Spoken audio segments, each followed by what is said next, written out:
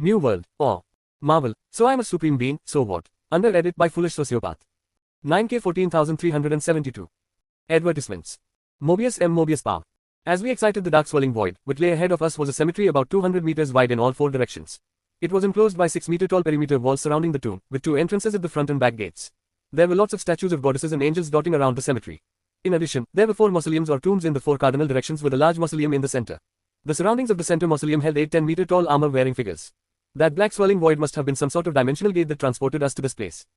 You should be thankful for having an audience with the Supreme Being. The last foolish humans who invaded here were all slaughtered without exception. Demiurge spoke as matter-of-factly. Not that his words brought any sort of encouragement. They could only hope that this lady who they referred to as the Supreme Being would be willing to listen to them. Maybe they could just get through this ruined day safely if they could talk to her properly. Upon walking to the entrance of the largest mausoleum, there were other maids lined up over there. Most looked human, except that one maid who looked like a spider attempting to mimic a human. Solution, you can join them in keeping a watch here until Lady White gives further orders. Demiurge spoke. The maid, Solution, quietly joined the other maids who bowed in perfectly practiced coordination. From what I can gather so far, this Lady White, or the Supreme Being, is the one in charge here, with Demiurge right behind her. There could be others on Demiurge's level as well, but that is not yet certain. They also do not seem to lack resources as implied by the beautiful architecture visible in the surroundings. And while I am not certain how genuine their feelings towards Lady White are, they seem to mimic how cultists would view their god. Welcome to the great underground tomb of Nazareth, the holy grounds built and inhabited by the Supreme Beings. Demiurge spoke with his hand widely raised in the air as we entered the mausoleum. He said Supreme Beings. So there is more than one ruler here. If this is a cult, maybe they follow a structure like the Greek pantheon. Another question is, why would they build their holy grounds inside a mausoleum? Demiurge did not give them more time to think as he gently stroked the ring on his hand. Mobius could be wrong, but he thought that he heard a vague, almost inaudible muttering saying, "My precious," from somewhere. He was possibly hallucinating due to stress. Within the split second that he closed his eyes, all of them were in a new place. A hall with a huge gate at its end. A demon and an angel in front of it, as if they were the gatekeepers. He did not have more time to inspect the surroundings as the gates were opened by an old man in a butler suit. As they followed Demiurge inside, they witnessed what seemed to be a throne room. There were thrones on both sides of the room with the walls being adorned by exquisite flags. There were multiple clearly known humans standing in front of the stairs at the end of the room. A beautiful woman with black hair and black wings. If it weren't for the horns on top of her head, you would think she was an angel. 2 children who seemed to be twins, a boy and a girl with heterochromatic eyes and long ears like elves. A giant insectoid creature holding a halberd. And 2 more women who he can be sure were also some sort of monsters even if they seemed relatively normal. All of them seemed to be glaring daggers at us as if they wished to tear us apart. As he was going to look towards the throne at the top of the stairs to see the Supreme Being, he heard Demiurge speak. Kneel down on your knees. Bow your heads before the Supreme One. Their knees instantly gave away as their head fell towards the floor due to the sudden pressure applied. Mobius could hear footsteps walking towards the stairs as Demiurge spoke once more. I apologize for being late, Lady White. I have brought the invaders as ordered. Solution has confiscated all their weapons and tools. It's fine, Demiurge. Let them raise their heads. They heard a soft, calm and beautiful voice in their minds. You are permitted to raise your heads. And with that we could see the Supreme One. All Mobius could think of looking at her was White. Shaking away unnecessary thoughts, Mobius thought about how to approach this conversation. Talking was his speciality after all, unlike fighting. This was his domain. Shirori Pow. As we were waiting for Demiurge, I sorted out some other matters that I had to address. Luckily the NPCs are super capable and not to mention dependable, so everything was handled quickly. Along with all the other things I have already planned and mentioned, I should meet all the NPCs once as well. I can check everyone's settings along with Albedo's. Due to my presence, their settings could have been different from the original as well, but at the very least the Guardians seem to be behaving as they would have in Overlord. Luckily, Demiurge did not make us wait for long as the gates opened once more. Now let's quickly sort out this mess, so I can figure out what actions to take and then relax. Or so I assumed everything would work out. The people who appeared following Demiurge definitely did not appear in Overlord, or Kumo Desu for that matter. Even their clothing was rather modern. These sorts of clothes don't belong to the new world, unless I transmigrated to the future instead of the same time period as Ains did. As Demiurge made them kneel, I just took a long stare at all of them. That man in the front seems familiar somehow. I am certain I have seen him somewhere, but I can't remember where. I then typed and replied to Demiurge's apology for being late, though I thought he came back rather quickly. It's fine, Demiurge. Let them raise their heads. As I made eye contact with the man, the familiarity I felt earlier was definitely not wrong. I did know him somehow. What I can be sure of now is that this most likely is not the new world. There is still a possibility that it is a crossover world. I quickly asked. What is your name, and where is our current location right now? He took a pause and replied, my name is Mobius and we are in Mexico, Earth in the year 401 BCE. Nani, we are in Mexico, that too in 401 BCE.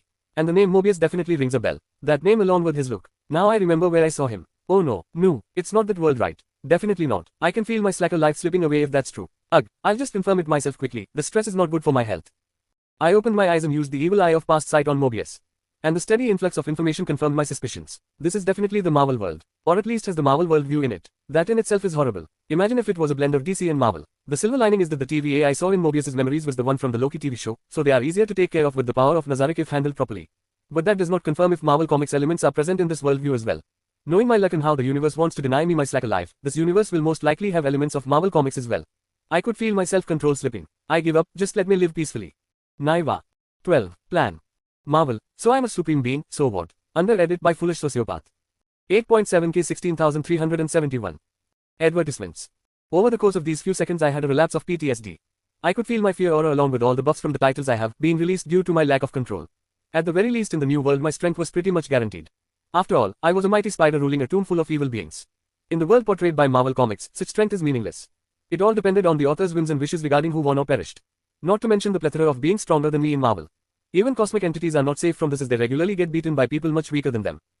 Deep breath first, I have to deal with the issues in front of me, before making detailed plans for the future as well as contingency plans in case anything goes wrong, which it most certainly will. I will have my dearest slacker life. Nothing can stop me, not even the entire Marvel multiverse. I quickly got my fear aura under control and also closed my eyes. I would have talked to those humans happily if not for the news they brought. There was no need for further conversation as the evil eye of past sight has already told me everything I need to know. I used the parallel mind skill to discuss what's the next course of action and came up with a plan. Looking back towards the Mobius and the rest of the TVA members, they were all shaking out of fear. The fear aura seemed to work very well. They were only normal human beings after all. Even after I stopped releasing the fear aura, their shaking did not subside. The glaring guardians were not doing them any favors either. A tiny void opened above my palm as my tiny spider clones crawled out of there. They crawled all the way towards the TVA members, over their bodies and into their ears all while they could not resist. As expected, the humans started screaming. Wait, what? And no. Get those creepy buds of me. Mom, help me, I'm scared of spiders. Daddy, save me, I'll provide you with a lifetime supply of bananas. Just get that spider out of my ERRR. Random BS. Some of those shouts were weird. Wait, why are the guardians getting angry again right now? Is it because they called my spider clones creepy? Never mind, my little spider clones made their way into their skulls and connected to their minds as peace and tranquility was restored to the throne room. Now I have full control over these humans. I sent a message to Solution and summoned her to the throne room. She should arrive in a few minutes. That gives me enough time to work on my plan. The reason Nexus events occur according to the TVA is, in simple terms, because someone does something they are not meant to do. The reason for the anomaly the TVA encountered this time, the one that He Who Remains could not foresee, was of course due to their entrance into this world. After all, not only does our existence disrupt the regular flow of time, it is not even meant to exist in this entire multiverse. All in all, we are a true anomaly. Due to our presence, the multiversal war that Marvel was hyping about is inevitable. In fact, it was inevitable even without our presence, as this world loves to throw everything into shit. Since everything is going to shit anyway, I'll just ensure peace for a little while with my plan. Ever since I found out this is the world of the Marvel multiverse, I have been using my parallel minds to understand the administrator skill adequately. In YGGDRASIL, it allowed me to hack into the system to limited levels, but now there was no system. Then I remembered what the Ancient One said in the Doctor Strange movie, that spells are programs, the source code that shapes reality. This got me thinking that if I consider this entire universe as one big system, then I could hack into it using the administrator skill and achieve an effect akin to reality warping. Of course, as a low-tier god, the effect would be limited. So I definitely could not achieve something like the no more mutants spell that Wanda used. That said, it was enough for what I planned. I am going to make the universe think that we were always a part of this universe. Of course, that would not be enough to divert the TVA's attention. If the Nexus event that gave them such trouble disappeared without a trace and the members they sent to investigate returned empty-handed, they would have no idea what caused the anomaly in the first place. Then they would definitely keep trying to investigate the root cause of the anomaly, and I don't want to deal with that headache. Even if the TVA in the Loki TV show is rather weak, I prefer having no troubles at all over a bunch of flies buzzing around me.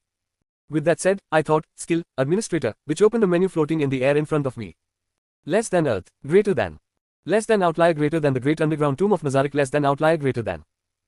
I quickly found a line that was highlighted in red and deleted the less than outlier greater than.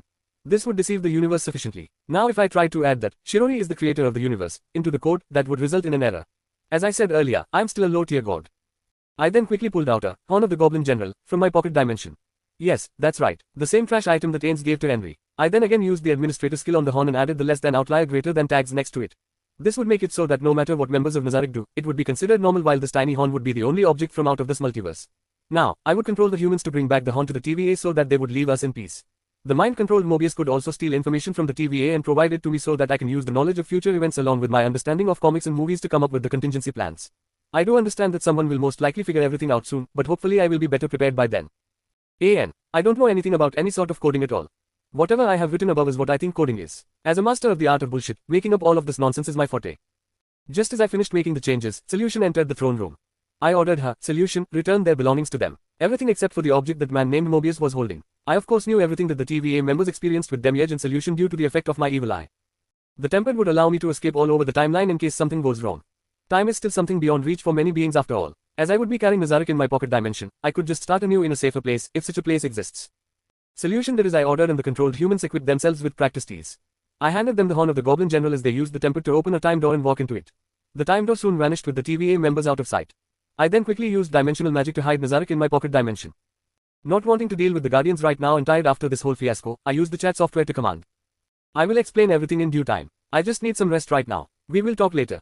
And not wanting to interact any further than what was already beyond my daily limit for social interaction, I used the Ring of Aen's all-gown teleport to my room on the 10th floor and collapse on my comfy bed, letting sleep engulf me. Does this chapter make sense? I am going with it anyway even if it does not make sense because I can. Advertisements.